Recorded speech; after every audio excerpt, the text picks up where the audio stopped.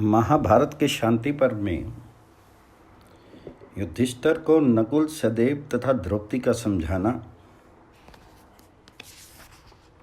अर्जुन द्वारा दंड नीति का समर्थन और भीम का युधिष्ठिर को राज्य की ओर आकृष्ट करने का प्रयास।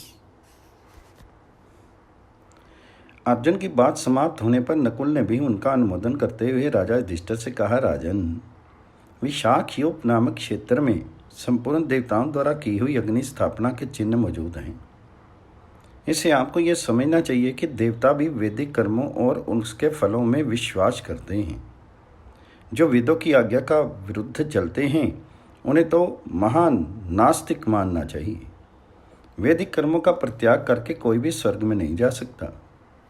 वेदवेता विद्वान कहते हैं ये गृहस्थाश्रम सब आश्रमों में श्रेष्ठ है। क्षत्रिय ब्राह्मणों की राय भी सुन लीजिए। जो धर्मपूर्वक उपार्जन किए हुए धन का यज्ञ आदि कर्मों में उपयोग करता है वह शुद्ध आत्मा मनुष्य ही त्यागी है। जिसका कोई घर बार नहीं है, जो इधर उधर विचरते हैं, मौन रहकर वृक्ष के नीचे सो रहते हैं, जो कभी रसोई नहीं बनाते और मन तथा इंद्रियों को वश में रखते हैं, ऐसे त्यागियों को सन्यासी कहते हैं, भिक्षु कहते हैं। जो ब्राह्मण क्रोध और हर्ष नहीं करता, किसी की चुगली नहीं करता तथा प्रतिदिन वेदों का स्वाध्याय करता है, वे त्यागी कहलाता है। एक समय महर्षियों ने चारों आश्रमों को विवेक के तराजू पर तोला। 3 आश्रम एक ओर थे और अकेला गृहस्थ आश्रम दूसरी ओर था, किंतु वह विचार से उन तीनों की अपेक्षा महत्वपूर्ण सिद्ध हुआ। तब से उन्होंने निश्चय किया कि यही मुनियों का मार्ग है, यही लोकवेताओं की गति है। जो ऐसी भावना रखता है वह भी त्यागी है। घर छोड़कर जंगल में चले जाने से कोई त्यागी नहीं होता। जंगल में जाकर भी जिसके हृदय में कामना जागृत होती है उसके गले में यमराज मौत का फंदा डाल देते हैं। शम, दम, धैर्य, सत्य, शौच, सरलता, यज्ञ, धारणा तथा धर्म, इन सब का ही निरंतर पालन ऋषियों के लिए बताया गया है।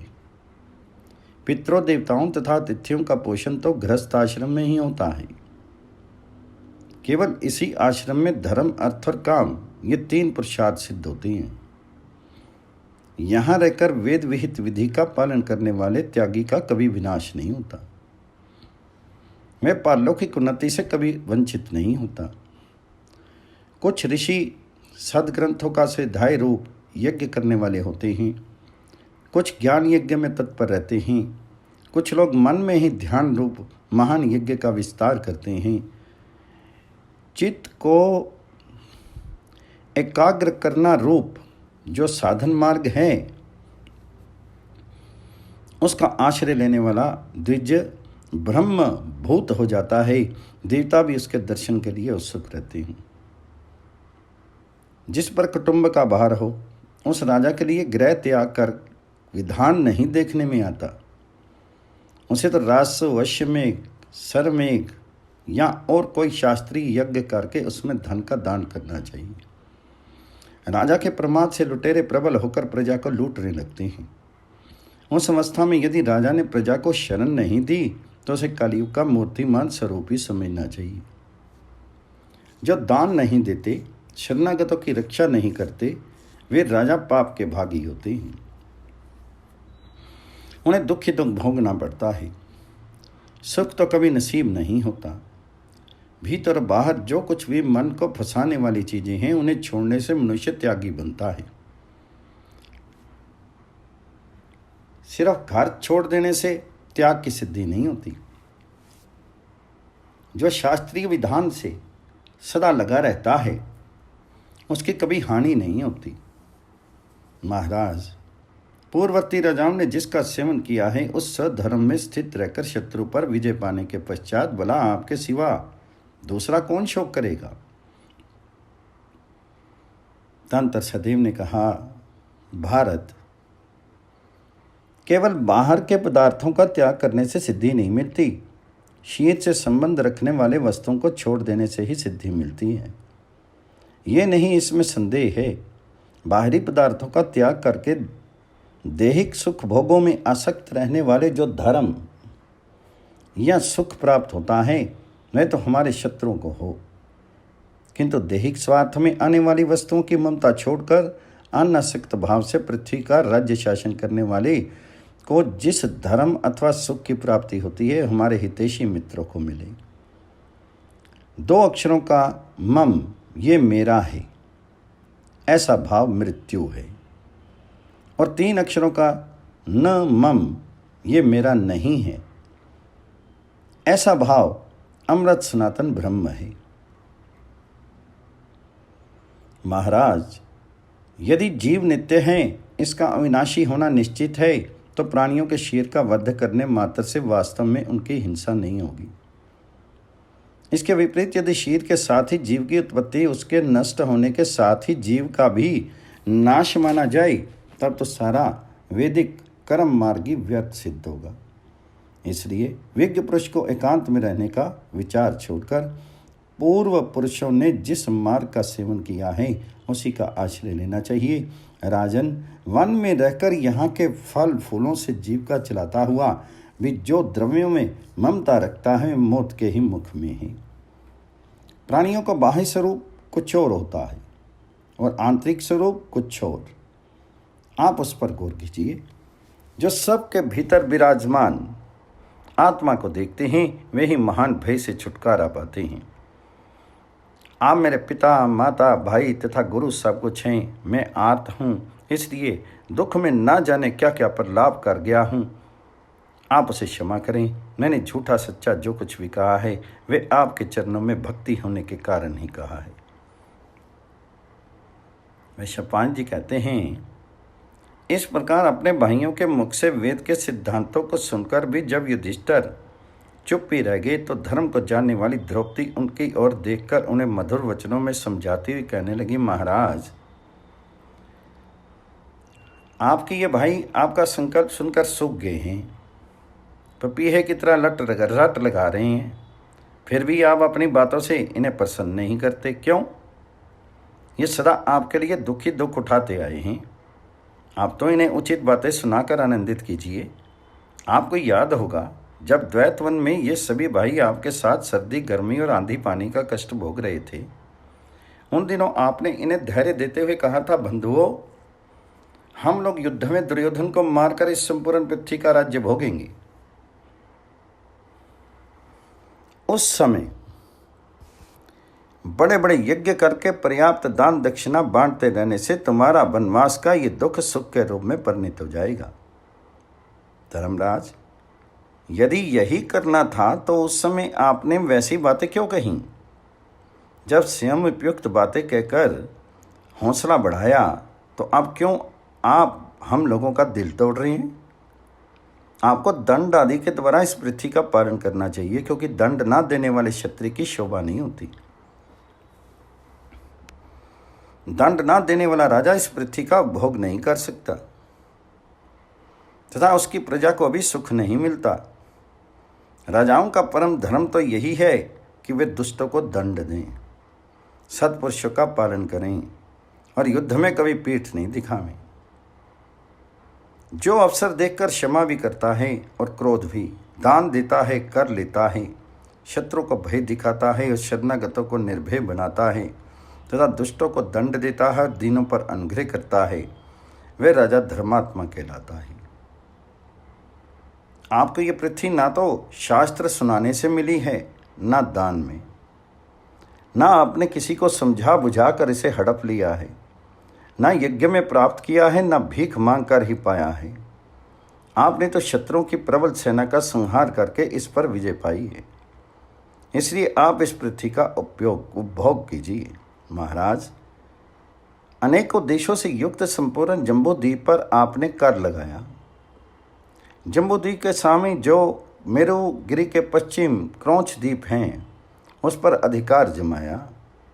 मेरु से पूर्व दिशा में क्रौंच द्वीप के समान ही जो शाक द्वीप हैं उन पर भी कर लगाया तथा मेरु से उत्तर और जो शाक द्वीप के बराबर ही भद्राश्य द्वीप हैं उनके ऊपर भी शासन किया। इसके अतिरिक्त भी जो बहुत से देशों के आश्रयभूत द्वीप और अंतर्द्वीप हैं, समुद्र लांघकर उन पर भी आपने अधिकार प्राप्त किया। भाइयों की सहायता से ऐसे अनुपम प्रकर्म करके द्विजातियों द्वारा सम्मानित होकर भी आप प्रसन्न क्यों नहीं होते? मेरे अनुरोध से आपने इस भाइयों का अभिनंदन कीजिए। महाराज, मेरी सास कभी झूठ नहीं बोली। वे सर्वज्ञ हैं और सब कुछ उसकी दृष्टि के सामने हैं। उन्होंने मुझसे कहा था, पंचाल राजकुमारी, राजा युधिष्ठिर बड़े पराक्रमी हैं, ये हजारों राजाओं का संहार करके तुम्हें बड़े सुख से रखेंगे। किंतु आज आपका मुंह देखकर उनकी बात भी व्यर्थ होती दिखाई देती है। जब जेठा भाई उन्मत्त हो जाता है तो छोटे भी उसी का अनुसरण करने लगते हैं। आपके उन्माद से सब पांडव भी उन्मत्त हो गए हैं। जो उन्मत्त का काम करता है उसका कभी भला नहीं होता। उन्मार्ग से चलने वाले की तो दवा करानी चाहिए। मैं ही संसार की समस्त स्त्रियों में नीच हूँ, जब बेटों के मारे जाने पर भी जीवित रहना चाहती हूँ। ये सब लोग समझाने का प्रयत्न कर रहे हैं, फिर भी आप मानते नहीं। मैं सच कहती हूँ, आप संपूर्ण पृथ्वी का राज्य छोड़कर अपने लिए स्वयं विपत्ति भुला रहे हैं। राजन, आप मनधाता और अम्बरीश के समान तेजस्वी हैं। संपूर्ण प्रजा का धर्मपूर्वक पालन करते हुए पर्वत वन तथा द्वीपों सहित इस पृथ्वी का शासन कीजिए। उदास मत होइए, नाना प्रकार के यज्ञ करके ब्राह्मणों को दान दीजिए। वैशंपायन जी कहते हैं, ध्रुपद कुमारी की बातें सुनकर राजा युधिष्ठिर की आज्ञा लेकर अर्जुन फिर कहने लगे, राजन, दांडी समस्त प्रजाओं का शासन और उसकी रक्षा करता है। सबके सो जाने पर भी दंड जागता रहता है। इसलिए विद्वानों ने दंड को राजा का धर्म बताया है। दंड से ही धर्म, अर्थ और काम की रक्षा होती है। इसलिए दंड त्रिवर्ग कहलाता है।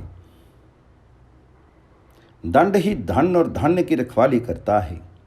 इसलिए आप दंड धारण कीजिए। संसार की ओर देखिए, कितने ही प्राणी दंड के ही भय से पाप नहीं करते। दंड से ही सारी व्यवस्था ठीक ठीक चलती है। बहुत से मनुष्य दंड के डर से ही एक दूसरे का सर्वनाश नहीं करते। यदि दंड सबकी रक्षा न करता तो संसार के प्राणी घोर अंधकार में डूब जाते। ये उच्छृंखल मनुष्यों का दमन करता और दुष्टों को दंड देता है। इसलिए विद्वान पुरुष इसे दंड कहते हैं। यदि ब्राह्मण अपराध करे तो उसे वाणी से अपमानित करना ही उसका दंड है। क्षत्रिय को भोजन मात्र के लिए वेतन देकर सेवा लेना उसका दंड है। वैश्य का दंड उससे जुर्माना वसूल करना है, किंतु शूद्र के लिए सेवा के अतिरिक्त दूसरा कोई दंड नहीं है। उसे दंड के रूप में भी काम ही लिया जाता है। मनुष्यों को प्रमाद से बचाने और उनके धन की रक्षा करने के लिए जो एक मर्यादा बांधी गई है, उसी को दंड कहते हैं। ब्रह्मचारी, गृहस्थ, वानप्रस्थ और सन्यासी, ये सब दंड के ही भय से अपने अपने मार्ग पर स्थित रहते हैं।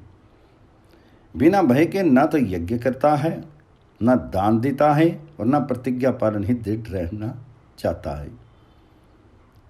रुद्र, कार्तिकेय, इंद्र, अग्नि, वरुण, यम, काल, वायु, मृत्यु, कुबेर, रवि, वसु, साध्य तथा विश्वदेव, ये सभी देवता दंड देने वाले हैं। अतः इनके प्रताप के सामने माथा टेक कर सब लोग इन्हें प्रणाम करते हैं, सभी इनकी पूजा करते हैं। मैं संसार में किसी को ऐसा नहीं देखता जो अहिंसा से जीविका चलाता हो, क्योंकि प्रत्येक क्रिया में कुछ न कुछ हिंसा का संबंध हो ही जाता है। जो विधाता का विधान है उससे विधान पुरुष को मोह नहीं होता। महाराज, जिस जाति में आपका जन्म हुआ है उसी के अनुसार आपको वर्ताव करना चाहिए।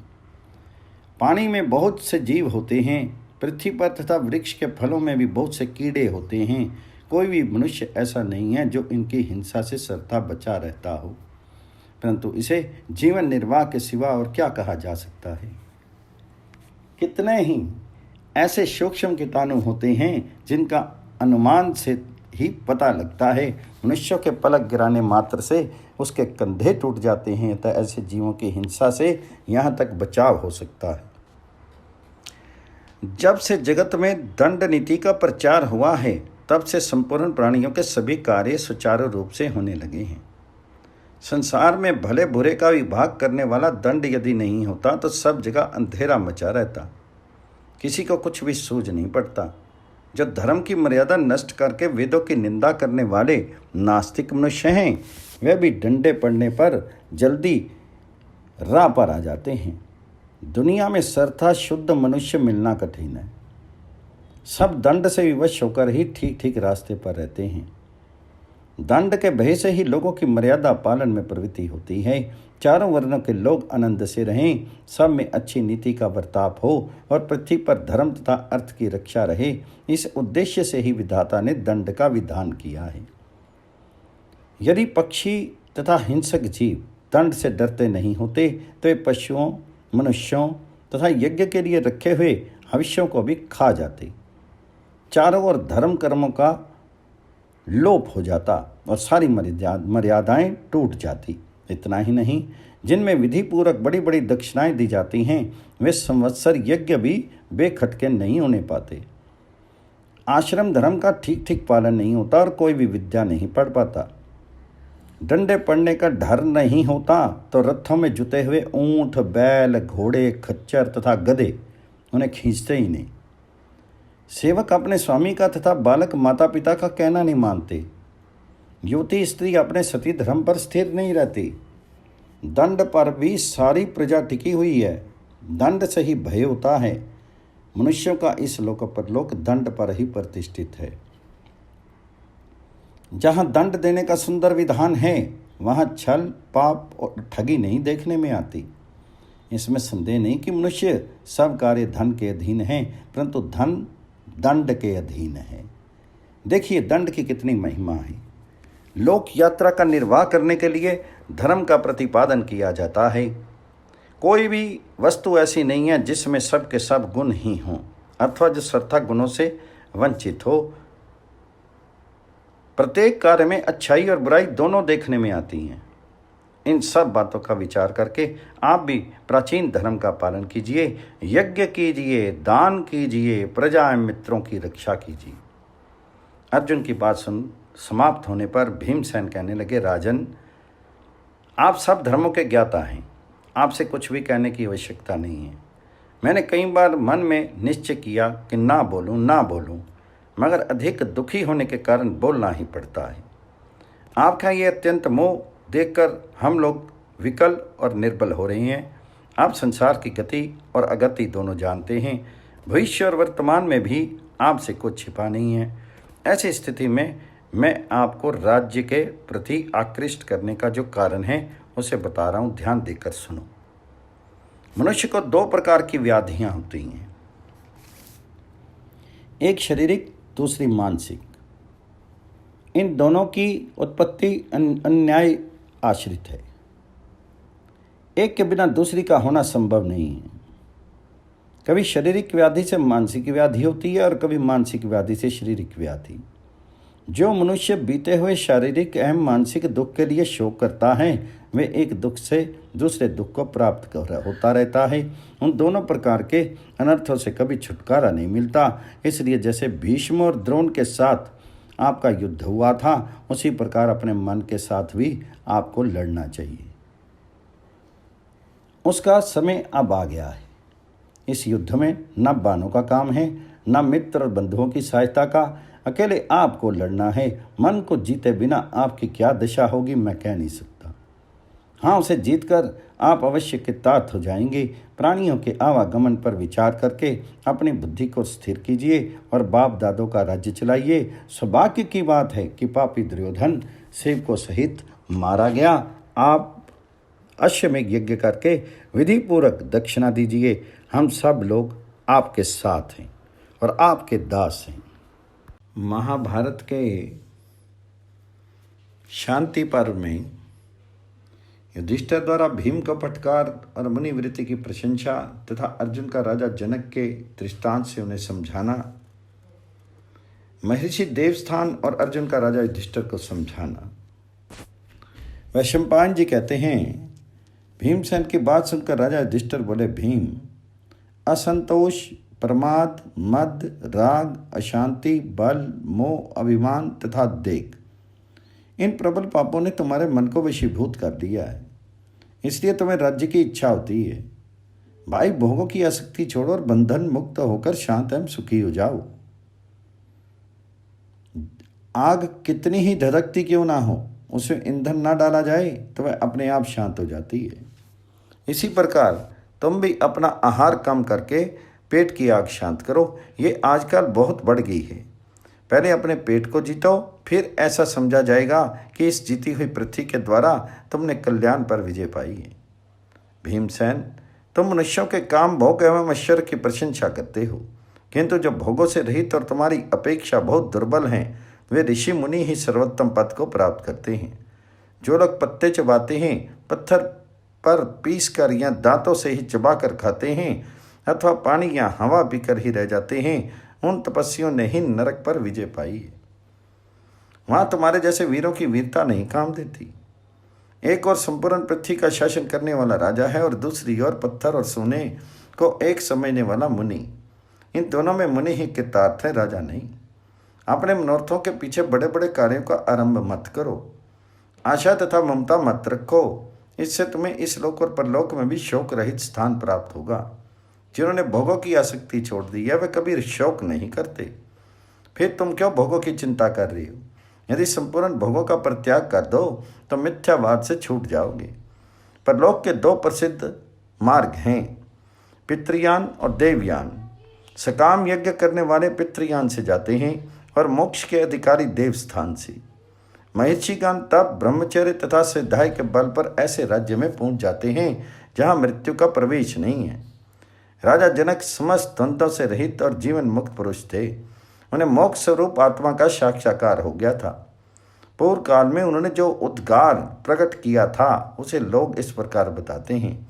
दूसरों की दृष्टि में मेरे पास अनंत धन है, किंतु मेरा उसमें कुछ भी नहीं है। सारी मिथिला जल जाए तो भी मेरा कुछ नहीं जलेगा। जो स्वयं दृष्टा रूप से रहकर इस दृश्य प्रपंच को देखता है, वही आंख वाला और वही बुद्धिमान है। अज्ञान तत्वों का ज्ञान एवं सम्यक बोध निश्चय कराने वाली वृत्ति को बुद्धि कहते हैं। जब मनुष्य भिन्न भिन्न प्राणियों को एक ही परमात्मा में स्थित देखता है तथा उसी से सबका विस्तार हुआ मानता है, उससे वह ब्रह्म स्वरूप हो जाता है। बुद्धिमान और तपस्वी ही उस उत्तम गति को प्राप्त होते हैं। जो जड़ और अज्ञानी हैं, जिनमें शुद्ध बुद्धि तथा तप का अभाव है, ऐसे लोगों की वहाँ पहुँच नहीं होती। वास्तव में सब कुछ बुद्धि में ही स्थित है। यूँ कहकर राजा युधिष्ठिर चुप हो गए। तब अर्जुन ने फिर कहा, महाराज, जानकर लोग राजा जनक और उनकी स्त्री का संवाद रूप एक प्राचीन इतिहास कहा करते हैं। राजा जनक ने भी राज्य का परित्याग करके भीख मांगने का निश्चय किया था। उस समय उनकी रानी ने दुखी होकर जो कुछ कहा था वही आपको सुना रहा हूं। कहते हैं, एक दिन राजा जनक पर मूर्ता सवार हुई। वह धन, संतान, स्त्री, नाना प्रकार के रत्न तथा अग्निहोत्र का भी त्याग करके भिक्षु की तरह मुट्ठी भर भुना हुआ ज्यों खाकर रहने लगे। स्वामी को इस अवस्था में देखकर रानी को बड़ा रंज हुआ। वे एकांत में उनके पास जाकर बोली, राजन, आपको भिक्षुक की भांति मुट्ठी भर भुना हुआ ज्यों खाकर रहना उचित नहीं है। आपकी ये प्रतिज्ञा और चेष्टा सब राजधर्म के विरुद्ध है। यह महान राज्य छोड़कर यदि आप थोड़े से अन्न में संतोष मानते हैं तो इतने से अतिथि, देवता, ऋषि और पितरों का भरण पोषण कैसे किया जा सकता है? मैं तो समझती हूँ आपका ये सारा परिश्रम व्यर्थ है। आपने कर्मों को त्यागा है, इसलिए देवता, अतिथि और पितरों ने आपका भी परित्याग कर दिया है। आपके रहते ही आपकी माता आज से पुत्रहीना हुई और ये अभाग्नि कुशल्या भी पतिहीना। भला कहिए तो ये नाना प्रकार के वस्त्र तथा आभूषण छोड़कर आप किस लिए सन्यासी हो रहे हैं? क्यों निष्क्रिय जीवन व्यतीत करते हैं? आप संपूर्ण भूतों के लिए प्याऊ के समान थे। सभी आपके यहाँ अपनी प्यास बुझाने आते थे। इसी तरह एक समय ऐसा था जब आप फलों से भरे हुए वृक्ष की भांति सब जीवों की भूख मिटाया करते थे, किंतु आप मुट्ठी भर अन्न के लिए स्वयं ही दूसरों के सामने हाथ फैलाएंगे। जब सब कुछ छोड़कर भी आप मुट्ठी भर जौ के लिए दूसरे की कृपा चाहते हैं तो इस त्याग में और राज्य करने में अंतर ही क्या रहा? दोनों एक से ही तो हैं, फिर क्यों कष्ट उठा रहे हैं? मुट्ठी भर जौ की आवश्यकता बनी ही रह गई तो सर त्याग की प्रतिज्ञा कहाँ रही? महाराज, यदि मुझ पर आपकी कृपा हो तो इस पृथ्वी का पालन कीजिए और राजमहल, शैया, सवारी, वस्त्र तथा आभूषणों को उपयोग में लाइए। जो बराबर दूसरों में दान लेता है तथा जो निरंतर स्वयं ही दान करता रहता है, उन दोनों में क्या अंतर है? उनमें कौन सा श्रेष्ठ है, इसे आप समझिए। संसार में साधु संतों को अन्न देने वाले राजा की आवश्यकता है। यदि दान करने वाला राजा ना रहे तो मोक्ष चाहने वाले महात्माओं का जीवन निर्वाह कैसे हो? अन्न से ही प्राण की पुष्टि होती है, इसलिए अन्न देने वाला प्राणदाता होता है। गृहस्थ आश्रम से अलग होकर भी त्यागी लोग गृहस्थों के ही सहारे जीवन धारण करते हैं। जो आसक्ति रहित एवं सब प्रकार के बंधनों से मुक्त है, शत्रु और मित्र के समान, मित्र में समान भाव रखता है, वह किसी भी आश्रम में रहकर मुक्त ही है। बहुत से लोग तो दान लेने या पेट पालने के लिए मुंड मुंडाकर गिरवे वस्त्र पहन घर से निकल जाते हैं। वे नाना प्रकार के बंधनों में बंधे होने के कारण भोगों की ही खोज में डोलते फिरते हैं। हृदय का राग आदि दोष दूर नहीं हुआ हो तो गेरुआ वस्त्र धारण करना विडंबना मात्र है। मेरा तो विश्वास है कि धर्म का ढोंग रचाने वाले मथ मुंडे अपनी जीविका चलाने के लिए ही ऐसा करते हैं। जो हो, आप तो साधु महात्माओं का पालन पोषण करते हुए जितेंद्रिय होकर पुण्य लोकों का पर अधिकार प्राप्त कीजिए। जो प्रतिदिन गुरु के लिए संविधा लाता है अथवा निरंतर बहुत सी दक्षिणा वाले यज्ञ करता रहता है, उससे बढ़कर धर्मपरायण कौन होगा? इस तरह रानी के समझाने से जनक ने संन्यास का विचार छोड़ दिया। राजा जनक संसार में तत्ववेता के रूप में प्रसिद्ध हैं, किंतु उन्हें भी मोह हो गया था। उन्हीं की भांति आप भी मोह में मत पड़िए। यदि हम लोग श्रद्धा, दान और तप में तत्पर रहकर अपने धर्म का अनुसरण करेंगे, दया आदि गुणों से संपन्न रहेंगे, काम क्रोध आदि दोषों को त्याग देंगे तथा अच्छी तरह से दान देते हुए प्रजा पालन में लगे रहेंगे, तो गुरु और वृद्धजनों की सेवा करते हुए हम अपने अभिष्ट लोक प्राप्त कर लेंगे। इसी प्रकार ब्राह्मण सेवी और सत्यभाषी होकर देवता, अतिथि और समस्त प्राणियों की विधिवत सेवा करते रहने से भी हमें अपना इस स्थान प्राप्त हो जाएगा। तो राजा युधिष्ठिर ने कहा, भैया, मैं धर्म का प्रतिपादन करने वाले और पर तथा अपर ब्रह्म का निरूपण करने वाले दोनों प्रकार के शास्त्र को जानता हूँ तथा मुझे कर्म अनुष्ठान और कर्म त्याग दोनों का प्रतिपादन करने वाले वेद वाक्यों का भी ज्ञान है। इसके सिवा परस्पर विरुद्ध अर्थ का प्रतिपादन करने वाले वाक्यों का भी मैंने युक्तिपूर्वक विचार किया है और उन वाक्यों का जो तात्पर्य है उसे भी मैं विधिवत जानता हूँ।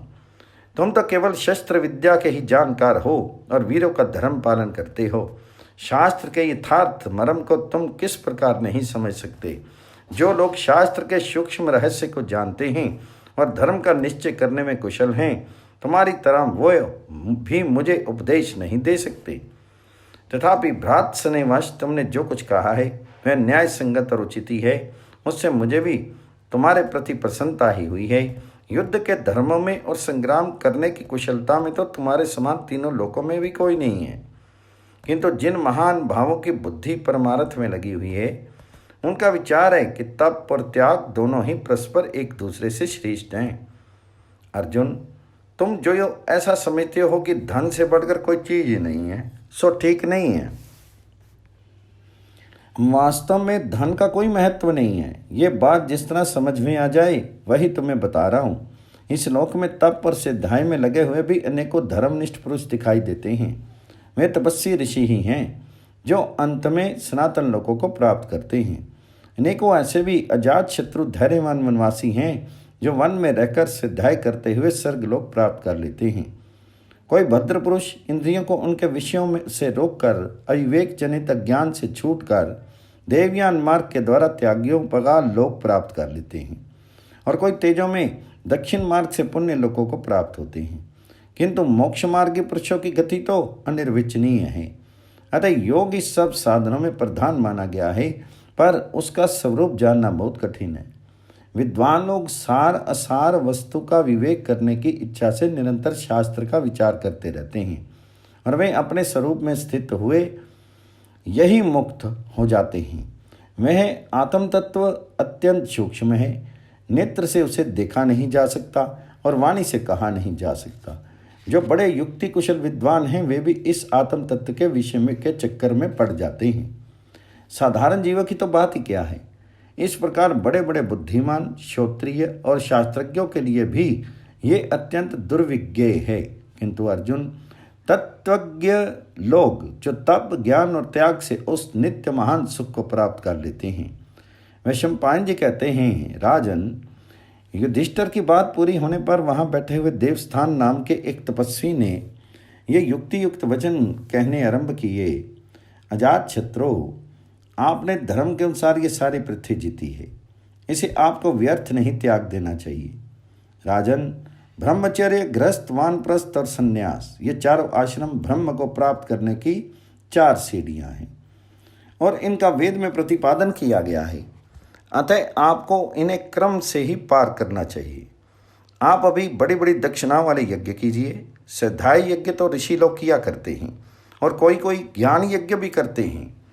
गृहस्थ तो यज्ञ के लिए ही संपूर्ण धन का संचय करते हैं। वे यदि अपने शीर अथवा किसी अयोग्य कार्य के लिए उसका दुरुपयोग करते हैं तो भ्रूण हत्या जैसे दोष के भागी बनते हैं। ब्रह्मा ने यज्ञ के लिए ही धन की रचना की है और यज्ञ के लिए ही पुरुष को उसका रक्षक नियुक्त किया है। अतः यज्ञ के लिए सारा धन खर्च कर देना चाहिए। इसके बाद शीघ्र ही कामना की सिद्धि हो जाती है। राजन, अवीक्षित के पुत्र राजा मरुत ने बड़ी धूमधाम से इंद्र का यजन किया था। उनके यज्ञ में लक्ष्मी देवी स्वयं पधारी थी और उनके सभी यज्ञ पात्र स्वर्ण के थे। राजा हरिश्चंद्र का नाम भी आपने सुना ही होगा। उन्होंने भी बड़ा धन खर्च करके इंद्र का यजन किया था। उससे वे पुण्य के भागी हुए और शोक रहित हो गए। इसलिए सारा धन यज्ञ में ही लगा देना चाहिए। राजन, मनुष्य के मन में संतोष होना स्वर्ग से भी बढ़कर है। संतोष ही सबसे बड़ा सुख है। संतोष से बढ़कर संसार में कोई बात नहीं है। उसकी ठीक ठीक स्थिति तभी होती है जब मनुष्य कछुआ जैसे अपने अंगों को सिकोड़ लेता है, उसी प्रकार अपनी सब कामनाओं को सब ओर से समेट लेता है। उसमें तुरंत ही आत्म ज्योति स्वरूप परमात्मा का अपने अंतःकरण में ही प्रत्यक्ष अनुभव हो जाता है। जब मनुष्य किसी से भी भय नहीं मानता तो उससे भी किसी को कोई डर नहीं रहता। वह काम और द्वेष को जीत लेता है तथा आत्मा का साक्षात्कार कर लेता है। कोई लोग तो शांति की प्रशंसा करते हैं और कोई उद्योग के गुण गाते हैं। कोई इनमें से प्रत्येक को ही अच्छा बताते हैं और कोई एक साथ ही दोनों को। कोई यज्ञ को ही अच्छा बताते हैं, कोई संन्यास को, कोई दान को, कोई सब कुछ छोड़कर चुपचाप भगवान जी के ध्यान में मग्न रहते हैं और कोई राज्य पाकर प्रजा का पालन करते रहना ही अच्छा समझते हैं। किंतु इन सब बातों पर विचार करके बुद्धिमानों ने तो यही निश्चय किया है कि किसी से द्रोह नहीं करना, सत्य भाषण करना, दान देना, सब पर दया रखना, इंद्रियों का दमन करना, अपने ही स्त्री से पुत्र उत्पत्ति करना तथा मृदुता, लज्जा और अचंचलता यही प्रधान धर्म है और ऐसा ही संभव मनु ने भी कहा है। राजन, आप भी प्रयत्न पूर्वक किसी धर्म का पालन करें। भूपति का ये धर्म है कि इंद्रियों को सदा अपने अधीन रखे, प्रिय और अप्रिय में समान रहे, यज्ञ अनुष्ठान से जो बचे उसी अन्न का सेवन करे, शास्त्र के रहस्य को जाने, दुष्टों का दमन करता रहे, साधुओं की रक्षा करे, प्रजा को धर्म मार्ग पर ले जाकर उसके साथ धर्म के अनुसार व्यवहार करे और अंत में पुत्र को राज्य लक्ष्मी सौंपकर वन में चला जाए। वहाँ भी वन के फल मूल आदि से निर्वाह करता हुआ आलस्य त्याग कर शास्त्रोक्त कर्मों का ही विधि पूर्वक आचरण करें। जो राजा इस प्रकार वर्ताव करता है वही धर्म का जानने वाला है। इसके इस लोक और परलोक दोनों ही सुधर जाते हैं। इस प्रकार जो धर्म का अनुसरण करते थे, सत्य, दान और तप में लगे रहते थे, दया आदि गुण से संपन्न थे, काम क्रोध आदि दोषों से दूर रहते थे, श्रद्धा प्रजा पालन में तत्पर रहते थे, उत्तम धर्म का आचरण करते थे और गौ एवं ब्राह्मण की रक्षा के लिए युद्ध ठानते थे, ऐसे अनेकों राजा उत्तम गति प्राप्त कर चुके हैं। इसी प्रकार रुद्र, वसु, आदित्य, सांध्य और अनेक राज ऋषियों ने भी इसी धर्म का आश्रय लिया था तथा निरंतर सावधान रहकर अपने पवित्र कर्मों का आचरण करने से स्वर्ग प्राप्त किया था। वैशंपायन जी कहते हैं, राजन, इस प्रकार जब देवस्थान मुनि का भाषण समाप्त हुआ तो अर्जुन ने अपने बड़े भाई महाराज युधिष्ठिर से, जो अभी तक बहुत उदास थे, फिर कहा, राजन, आप धर्मज्ञ हैं। आपने क्षत्रिय धर्म के अनुसार ही ये दुर्लभ राज्य प्राप्त किया है, फिर आप इतने दुखी क्यों हैं? महाराज, आप क्षात्र धर्म का विचार कीजिए। क्षत्रिय के लिए तो धर्म युद्ध में मर जाना अनेकों यज्ञों से भी बढ़कर है। तप और त्याग तो ब्राह्मणों के धर्म हैं। दूसरों के धन से अपना निर्वाह करना ये क्षत्रिय का धर्म नहीं है। आप तो सब धर्मों को जानते हैं, धर्मात्मा हैं, बुद्धिमान हैं, कर्म कुशल हैं और संसार में आगे पीछे की सब बातों पर दृष्टि रखने वाले हैं तथा आपने क्षात्र धर्म के अनुसार शत्रु को परास्त करके यह निष्कंटक राज्य प्राप्त किया है। अतः अब मन को वश में रखकर आप यज्ञ, दान आदि का अनुष्ठान कीजिए। देखिए, इंद्र कश्यप ब्राह्मण का पुत्र था, किंतु अपने कर्म से वह क्षत्रिय हो गया था। उसने पापप्रायण 99 जातियों का वध किया था। लोक में उसके इस कर्म को प्रशंसनीय ही माना गया है। अतः जो कुछ हो चुका है उसके लिए आप शोक मत करें। वे सब वीर जो क्षात्र धर्म के अनुसार शस्त्रों से मारे जाकर परम गति को ही प्राप्त हुए हैं। महाभारत के शांति पर्व में महर्षि व्यास जी का शंख लिखित और राजा हयग्रीव के दृष्टांत देकर युधिष्ठिर को प्रजा पालन के लिए उत्साहित करना, व्यास जी का युधिष्ठिर से काल की महिमा कहना और युधिष्ठिर का अर्जुन के प्रति पुनः अपना शोक प्रकट करना। वैशंपायन जी कहते हैं, जन्मेजय, अर्जुन के इस प्रकार समझाने पर कुंती नंदन युधिष्ठिर ने कोई उत्तर नहीं दिया। तब महर्षि व्यास कहने लगे, सौम्य, अर्जुन का कथन बहुत ठीक है। गृहस्थ धर्म बहुत उत्तम है और शास्त्रों में उसका वर्णन किया गया है। धर्मज्ञ, तुम शास्त्र के अनुसार सधर्म का ही आचरण करो। तुम्हारे लिए घर छोड़कर वन में जाने का विधान नहीं है। देखो, देवता, पितर, अतिथि और सेवक, इन सब का निर्वाह गृहस्थ के लिए ही होता है। अतः तुम इन सब का पालन करो। पशु, पक्षी और समस्त प्राणियों का पेट भी गृहस्थों के कारण ही भरता है। इसलिए गृहस्थी सबसे श्रेष्ठ है। तुम्हें वेद का पूरा ज्ञान है और तुमने तपस्या भी बहुत की है, इसलिए अपने इस पैतृक राज्य का भार उठाने में तुम सब प्रकार समर्थ हो। राजन, तप, यज्ञ, विद्या, भिक्षा, इंद्रिय का संयम, ध्यान, एकांत सेवन, संतोष और शास्त्र ज्ञान, ये सब बातें तो ब्राह्मण को सिद्धि देने वाली हैं। क्षत्रियों के धर्म यद्यपि तुम जानते ही हो, तो भी मैं उन्हें सुनाता हूँ। यज्ञ, विद्याभ्यास, शत्रु पर चढ़ाई करना, राज्य लक्ष्मी की प्राप्ति से कभी संतुष्ट ना होना, दंड देना, दबदबा रखना, प्रजा का पालन करना, समस्त वेदों का ज्ञान प्राप्त करना, तप, सदाचार, द्रव्य उपार्जन और सुपात्र को दान देना। क्षत्रिय की ये सब कर्म उसे इस लोक और परलोक दोनों ही में सफलता देने वाले हैं। इनमें भी दंड धारण करना उसका सबसे प्रधान धर्म है। इसके लिए उसमें श्रद्धा, बल रहना चाहिए, क्योंकि दंड विधान बल के द्वारा ही हो सकता है। राजन, क्षत्रियों को तो इन्हीं मार्गों के द्वारा सिद्धि प्राप्त हो सकती है।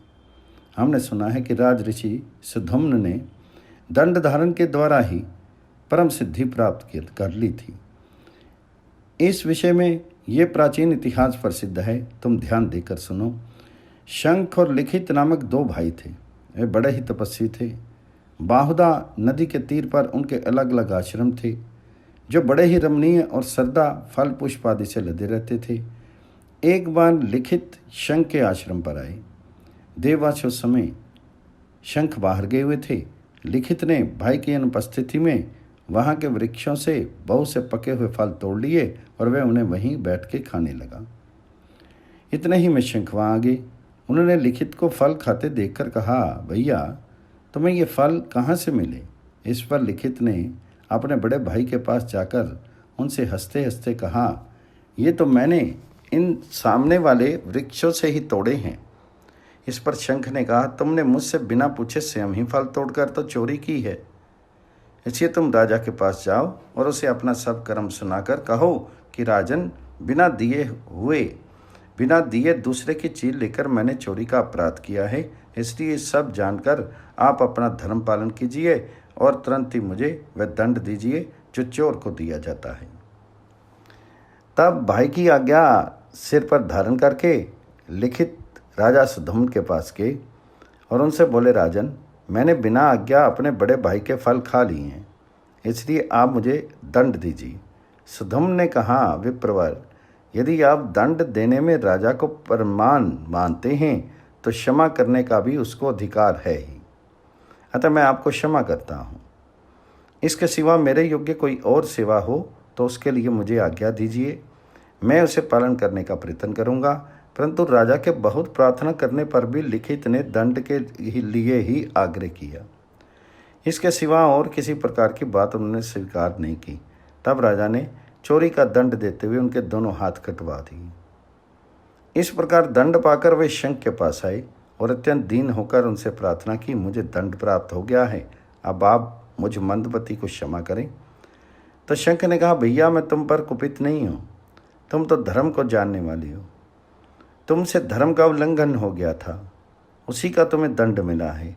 आप तुम शीघ्र ही बाहुदा नदी के तट पर जाकर विधिवत देवता और पितरों का तर्पण करो, भविष्य में कभी अधर्म में मन मत लगाना। शंख की बात सुनकर लिखित ने बाहुदा के पुनीत जल में स्नान किया और फिर वे ज्यों ही तर्पण करने को तैयार हुए कि उनके भुजाओं में से कमल के समान 2 हाथ प्रकट हो गए।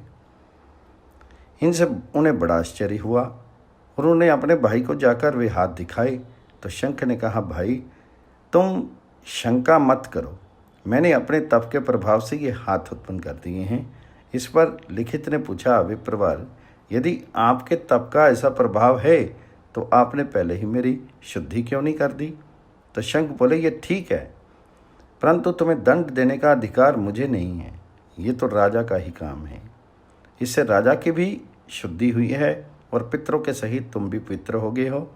इसी प्रकार प्रचेताओं के पुत्र दक्ष ने से भी उत्तम सिद्धि प्राप्त की थी। प्रजाओं का पालन करना यही क्षत्रियों का मुख्य धर्म है। इसलिए राजन, आप शोक त्यागिए, अपने भाई अर्जुन के हितकारिणी बात पर ध्यान दीजिए। क्षत्रियों का प्रधान कर्तव्य तो दंड धारण करना ही है, मूंड मुड़ाना उनका काम नहीं है। तात, वन में रहते समय तुम्हारे धीर वीर भाइयों ने जो मनोरथ किए थे उन्हें अब सफल होने दो। तुम नहुष पुत्र ययाति के समान पृथ्वी का पालन करो, अपने भाइयों के साथ धर्म अर्थ और काम का भोग करो, पीछे प्रसन्नता से वन में चले जाना। पहले अतिथियों, पितरों और देवताओं के ऋण से उऋण हो जाओ, उसके बाद ये सब करना। अभी तो सर्वमेघ और अश्वमेघ यज्ञ का अनुष्ठान करो।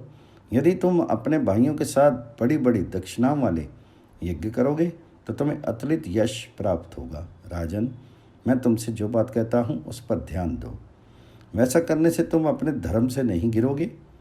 देखो, जो राजा कर का 6वां भाग लेकर भी राष्ट्र की रक्षा नहीं करता, वह अपनी प्रजा के चतुर्थांश पाप का भागी बनता है। यदि राजा धर्मशास्त्र का उल्लंघन करता है तो पतित हो जाता है, और यदि उसका अनुसरण करता रहता है तो निर्भय रहता है। यदि काम क्रोध को छोड़कर वह पिता के समान सारी प्रजा के प्रति समदृष्टि रखे तो इस शास्त्रोक्त बुद्धि का आश्रय लेने से उसे किसी प्रकार पाप का संसर्ग नहीं होता। शत्रुओं को अपने तेज और बुद्धि के बल से काबू में रखना चाहिए, पापियों के साथ कभी मेल नहीं करना चाहिए तथा अपने राज्य में पुण्य कर्मों का अनुष्ठान कराना चाहिए। शूरवीर, श्रेष्ठ, सत्कर्म करने वाले विद्वान, वेद पाठी, ब्राह्मण और धन वालों की विशेष रक्षा करनी चाहिए। जो बहुश्रुत हों उन्हें धर्म कृत्यों में नियुक्त करना चाहिए, और यदि एक व्यक्ति में चाहे वे कैसा ही गुणवान हो कभी विश्वास नहीं करना चाहिए। जो राजा प्रजा की रक्षा करता है, विनयहीन है, मानी है, मान्य पुरुषों का सत्कार नहीं करता और गुणों में भी दोष दृष्टि करता है, वह पापी हो जाता है और लोक में उसे दुर्दांत क्रूर कहा जाता है। कई बार प्रजा लोग जो राजा की ओर से सुरक्षित न होने के कारण अनावृष्टि आदि देवी आपत्तियों से नष्ट हो जाते हैं तथा चोरों के उपद्रव आदि से दुख पाते हैं, उसमें राजा का ही दोष होता है। इसमें राजा ही दोष का भागी होता है। किंतु पूरे पूरे विचार और नीति के साथ सब प्रकार प्रयत्न करने पर भी यदि सफलता ना मिले तो उस अवस्था में राजा को कोई पाप नहीं होता। राजन, इस विषय में मैं तुम्हें हयग्रीव का प्रसंग सुनाता हूँ। वह बड़ा शूरवीर और पवित्र कर्म करने वाला था। उसने संग्राम में अपने शत्रु को परास्त कर दिया था, परंतु पीछे निस्सहाय हो जाने पर शत्रु ने उसे हराकर मार डाला। वह शत्रुओं का निग्रह और प्रजा का पालन करने में बड़ा ही कुशल था। इससे उसे बड़ी कीर्ति ही मिली थी। उसने विचारपूर्वक न्याय के अनुसार अपने राज्य का पालन किया, अहंकार को पास नहीं आने दिया और अनेकों यज्ञों का अनुष्ठान किया। इस प्रकार संपूर्ण लोगों को अपने श्रेयस से व्याप्त करके वह महात्मा स्वर्ग में सुख भोग रहा है। उसने यज्ञ आदि के अनुष्ठान से देवी और दंड नीति से मानुष्य सिद्धि प्राप्त की थी तथा धर्मशास्त्र के अनुसार प्रजा का पालन किया था। वह बड़ा विद्वान, त्यागी, श्रद्धालु और कृतज्ञ है। इस लोक में उसने अनेकों पुण्य कर्म किए और फिर देह त्याग करके उन पुण्य लोकों को प्राप्त किया जो बड़े बड़े मेधावी, विद्वान, माननीय और प्रयाग आदि तीर्थ स्थानों में शीत छोड़ने वालों को मिलता है। शंपायन जी कहते हैं, राजन, व्यास जी की बात सुनकर राजा युधिष्ठिर ने कहा, भगवान, इस पृथ्वी के राज्य और तरह तरह के भोगों से मेरे मन को प्रसन्नता नहीं है। मुझे तो ये शोक खाए जा रहा है जिसके पति और पुत्र नष्ट हो गए, और ऐसी इन अबलाओं का विलाप सुनकर मुझे तनिक भी चैन नहीं है। राजा युधिष्ठिर के इस प्रकार कहने पर वेद पारंगत श्री व्यास जी ने कहा, राजन, जो लोग मारे गए हैं वे तो अब किसी भी कर्म या यज्ञ आदि से मिल नहीं सकते, और ना कोई ऐसा पुरुष या जो उन्हें लाकर दे दे। बुद्धि या शास्त्र अध्ययन के द्वारा असमय ही किसी विशेष वस्तु को पा लेना मनुष्य के वश की बात नहीं है। कभी कभी तो मूर्ख मनुष्य को भी उत्तम वस्तु की प्राप्त हो जाती है, और वास्तव में कार्य की सिद्धि में काल ही की प्रधानता है। शिल्प, मंत्र और औषधियाँ भी दुर्भाग्य के समय फल नहीं देती हैं। समय की अनुकूलता होने पर जब सौभाग्य का उदय होता है तो वे ही सफलता वृद्धि की नीमत बन जाती है। समय आने पर ही मेघ जल बरसाते हैं, बिना समय के वृक्षों में इधर फल फूल भी नहीं लगते, और जब तक अनुकूल समय नहीं आता तब तक पक्षी, सर्प, मृग, हाथी और हरणों में काम उन्माद नहीं आता। स्त्रियां गर्भ धारण नहीं करती, जाड़ा, गर्मी और वर्षा ऋतु में नहीं आती, किसी का जन्म या मरण नहीं होता, बालक बोलना आरंभ नहीं करता, मनुष्य पर यौवन नहीं आता, और बोया हुआ बीज अंकुरित नहीं होता। इस प्रकार सूर्य के उदय और अस्त, चंद्रमा की वृद्धि और ह्रास और समुद्र के उतार चढ़ाव भी बिना अनुकूल समय आए नहीं होते। राजन, इस विषय में राजा सैनजित ने जो कुछ कहा था वो प्राचीन उपदेश मैं तुम्हें सुनाता हूँ। राजा ने कहा था, ये दुस्सह काल चक्र सभी मनुष्यों पर अपना प्रभाव डालता है। पृथ्वी के सभी पदार्थ समय आने पर जीर्ण होकर नष्ट हो जाती हैं। धन, स्त्री, पुत्र अथवा पिता के नष्ट हो जाने पर पुरुष हाय कैसा दुख है ऐसा सोचकर ही फिर उस दुख की निवृत्ति का उपाय करता है। किंतु तुम मूर्ख बनकर शोक क्यों करते हो? जो शोक रूप ही थे उनके लिए शोक क्या करना? तुम्हारे दुख मानने से तो दुखों की और भय मानने से भयों की वृद्धि ही होगी। ना तो ये शरीर मेरा है, न सारी पृथ्वी मेरी है। ये जैसी मेरी है वैसे ही और सबकी भी है। ऐसी दृष्टि रखने से जीव कभी मोह में नहीं फंसता। शोक के हजारों स्थान हैं और हर्ष के भी सैकड़ों अवसर हैं, किंतु उनका प्रभाव रोज रोज मूर्खों पर ही पड़ता है, विद्वानों पर नहीं। संसार में तो केवल दुख ही है, सुख तो है ही नहीं। इसलिए लोगों को दुख की ही उपलब्धि होती है। यहाँ सुख के पीछे दुख और दुख के लिए सुख लगा ही रहता है। सुख का अंत हो तो दुख में भी होता है, कभी कभी दुख से भी सुख की प्राप्ति हो जाती है। इसलिए जिसे नित्य सुख की इच्छा हो वह सुख दुख दोनों को ही त्याग दे। सुख या दुख अथवा प्रिय या अप्रिय जो कुछ प्राप्त हो उसे हृदय में अवसाद न लाकर प्रसन्नता से सहन करे। भाई, आपने स्त्री और पुत्रों के प्रति अनुकूल आचरण में थोड़ी सी भी कमी कर दो, फिर तुम्हें मालूम हो जाएगा कि कौन किस हेतु से किसका किस प्रकार संबंधी है। युधिष्ठिर, ये सुख दुख के मर्म को जानने वाले परम धर्मज्ञ महामती सैनजित का कथन है। जिस पुरुष को जो दुख सता रहा है उससे कभी शांति मिलने वाली नहीं है। दुखों का अंत कभी नहीं आता, एक के पीछे दूसरा पैदा होता ही रहता है। सुख दुख उत्पत्ति नाश लाभ हानि और जीवन मरण ये क्रमशः आते ही रहते हैं। अतः धीर पुरुषों को इनके कारण हर्ष या शोक नहीं करना चाहिए। राजाओं का योग तो युद्ध की दीक्षा लेना, युद्ध करना, दंड नीति का ठीक ठीक व्यवहार करना तथा यज्ञ में दक्षिणा और धन दान देना ही है। इन्हीं से उनकी वृद्धि होती है। जो राजा बुद्धिमानी से न्यायपूर्वक राज्य शासन करता है, अहंकार त्याग कर यज्ञ अनुष्ठान करता है, सब प्रजाओं को धर्म के अनुसार चलाता है, युद्ध में विजय पाकर राष्ट्र की रक्षा करता है, सोमयाग करते हुए प्रजा का पालन करता है, युक्तिपूर्वक दंड विधान करता है, वेद शास्त्रों का अच्छी तरह अभ्यास करता है और चारों वर्णों को अपने अपने धर्म में स्थित रखता है, वह शुद्ध चित्त होकर अंत में स्वर्ग सुख भोगता है। तथा स्वर्गस्थ हो जाने पर भी जिसके आचरण की पूर्ववासी देशवासी और मंत्री लोग प्रशंसा करते हैं उसी राजा को श्रेष्ठ समझना चाहिए। व्यास जी के इस प्रकार कहने पर राजा युधिष्ठिर ने अर्जुन से कहा, भैया तुम जो समझते हो कि धन से बढ़कर कोई वस्तु नहीं है तथा निर्धन को स्वर्ग सुख और अर्थ की भी प्राप्ति नहीं हो सकती, ये ठीक नहीं है। अनेकों मुनियों ने तपस्या में लगे रहकर ही सनातन लोगों को प्राप्त किया। जो धर्म प्राण पुरुष ब्रह्मचर्य आश्रम में रहकर वेद अध्ययन द्वारा ऋषियों की संप्रदाय परंपरा की रक्षा करते रहते हैं, देवगण उन्हें ही ब्राह्मण कहते हैं। जो लोग सिद्धायनिष्ठ ज्ञाननिष्ठ या धर्मनिष्ठ उन्हीं को तुम ऋषि समझो। वानप्रस्थों को कहने से तो हमें ये बात मालूम हुई है कि सत्य के साथ काम भी ज्ञान निष्ठों के ही हाथ में रखें।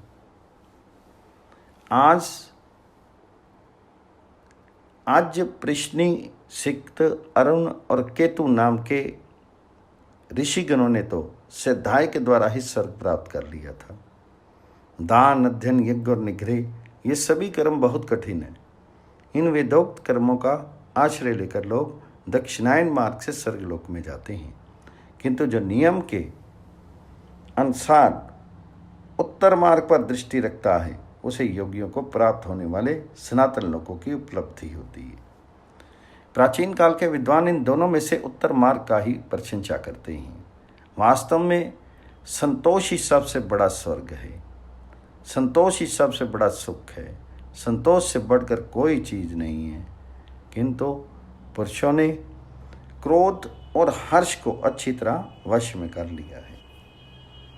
उन्हीं की वह उत्तम सिद्धि प्राप्त होती है।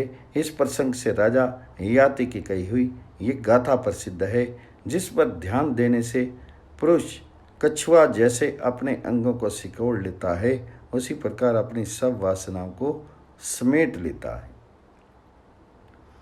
राजा ययाति ने कहा था, जब ये पुरुष किसी से नहीं डरता और इससे भी किसी को भय नहीं रहता, तब इसे किसी वस्तु की इच्छा या किसी से द्वेष भी नहीं रहता।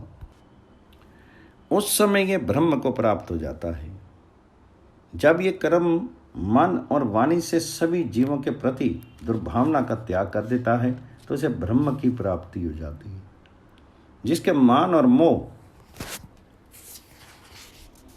दब गए हैं और जिसने बहुत पुरुषों का संग करना छोड़ दिया है, उस आत्मज्ञ महात्मा के लिए मोक्ष सुलभ हो जाता है। अर्जुन, मैं तो साफ देखता हूँ कि जो मनुष्य धन के पीछे पड़ा हुआ है उसके द्वारा त्याज्य कर्मों का छूटना बड़ा ही कठिन है। साधुता भी उसके लिए दुर्लभ ही है। शोक और भय से रहित होने पर भी जो पुरुष सदाचार से डिगा हुआ है, उसे धन की थोड़ी भी तृष्णा भी हो तो वह दूसरों से ऐसा वैर ठान लेता है कि उसे पाप की भी कोई परवाह नहीं होती। ब्रह्मा ने तो यज्ञ के लिए ही धन उत्पन्न किया है और यज्ञ की रक्षा के लिए ही मनुष्य की रचना की है। इसलिए सारे धन का उपयोग यज्ञ के लिए ही करना चाहिए, उसे भोग में लगाना अच्छा नहीं है। इसी से लोगों का विचार है कि धन कभी किसी एक का नहीं है, अतः श्रद्धावान पुरुष को उसे दान और यज्ञ में लगाते रहना चाहिए। जो धन मिले उसे दान में ही लगा दे, भोगों में ना लगावें। दान देने में भी दो भूलें हुआ करती हैं, उन पर ध्यान रखना चाहिए। एक तो कुपात्र के पास धन पहुंच जाना और दूसरे सुपात्र को ना मिलना। अर्जुन, इस युद्ध में बालक अभिमन्यु, द्रौपदी के पुत्र धृष्टुम्न, राजा विराट, ध्रुपद, वृषण, धृष्टकेतु तथा भिन्न भिन्न देशों के अनेकों नृपतिगण काम आगे हैं। इन सारे बंधु वध की जड़ मैं ही हूँ। मैं बड़ा ही राज्य लोलुप और क्रूर हूँ। मैंने अपने कुटुंब का भी मूल उच्छेद करा डाला, इसी से मेरा शोक जरा भी दूर नहीं होता। मैं अत्यंत आतुर हो रहा हूँ। मैं कैसा मूर्ख और गुरद्रोही हूँ। भला ये राज्य कितने दिन टिकने वाला है। इसी के लोभ में पड़कर मैंने अपने दादा भीष्म जी को भी मरवा डाला। अरे उन्होंने तो हमें पाल पोस कर बच्चे से बड़ा किया था। गुरुवर द्रोणाचार्य को मेरी सत्यवादिता में विश्वास था, इसी से उन्होंने मुझसे अपने पुत्र के वध के विषय में पूछा था, किंतु मैंने हाथी की आड़ लेकर झूठ बोल दिया। ऐसा भारी पाप करके भला मेरी किस लोक में गति होगी। मुझसे बड़ा और कौन पापी होगा। मैंने तो अपने बड़े भाई करण को भी मरवा डाला। इस राज्य के लोभ से ही मैंने बालक अभिमन्यु को कौरवों की सेना में झोंक दिया। तब से जो तुम्हारी और मेरी आंखें ही नहीं उठती। बेचारी दुखनी द्रौपदी के 5 पुत्र मारे गए। उनका शोक भी मुझे बराबर सालता रहता है। अब तो तुम मुझे परायोपवेश के लिए ही बैठा हुआ समझो। मैं वहीं बैठे बैठे अपना शीर सुखा डालूंगा। इस गंगा तट पर ही मैं अपने प्राणों को नष्ट कर दूंगा। आप सब लोग मुझे इस प्रायश्चित के लिए आज्ञा दीजिए।